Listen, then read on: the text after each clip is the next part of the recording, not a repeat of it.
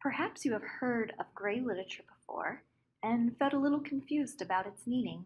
Of all the different types of literature that libraries provide access to, gray literature probably ranks among the least understood. This video aims to clarify gray literature.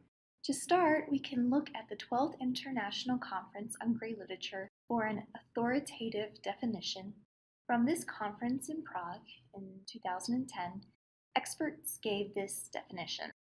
Gray literature stands for manifold document types produced on all levels of government, academics, business, and industry in print and electronic formats that are protected by intellectual copyrights, of sufficient quality to be collected and preserved by libraries and institutional repositories, but not controlled by commercial publishers, for example, where publishing is not the primary activity of the producing body. So many definitions of gray literature focus on the fact that commercial publishers do not produce it, which is certainly the key attribute of gray literature. But most of the information on the internet also has this attribute. One important distinction between gray literature and other information on the internet is that gray literature is intended for academic and professional audiences and is not intended for a personal audience. Looking at examples of different types of gray literature can help us understand it better.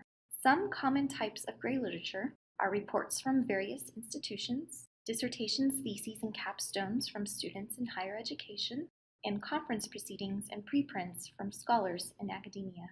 When looking at the different types of reports found in gray literature, distinguishing these reports by the types of institutions that produce them can help us understand the different types of reports available and how to find them.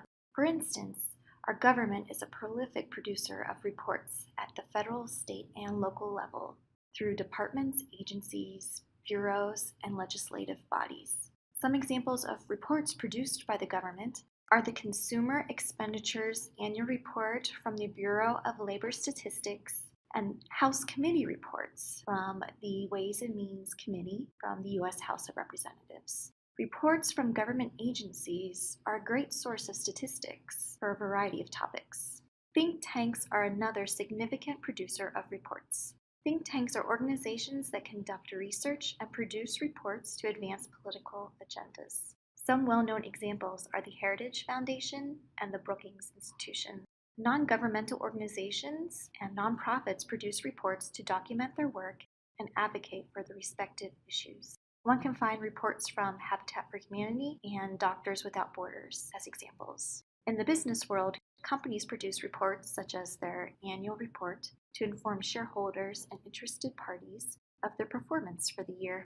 Professional organizations or associations produce reports to advocate for their profession and to educate and provide standards or guidelines for professionals in the field. Here we can see reports from the American Psychological Association and the American Library Association. Research centers or institutions are organizations whose primary function is to conduct research in a particular field and produce reports.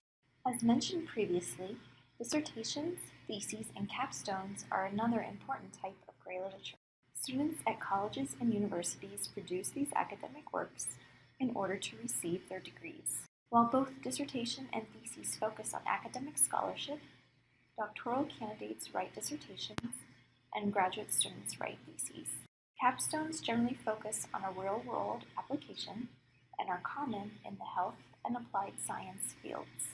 Finally, conference proceedings and preprints are valuable sources of recent scholarship. Proceedings, the written record of presentations and activity at scholarly societies and conferences, can provide valuable insight into recent developments in fields. Preprints are scholarly articles that have not yet gone through the peer review and publishing process. Thank you for watching this introductory video on gray literature. If you would like to find more information on gray literature or like to receive assistance from a librarian, please visit our library website at library.unco.edu.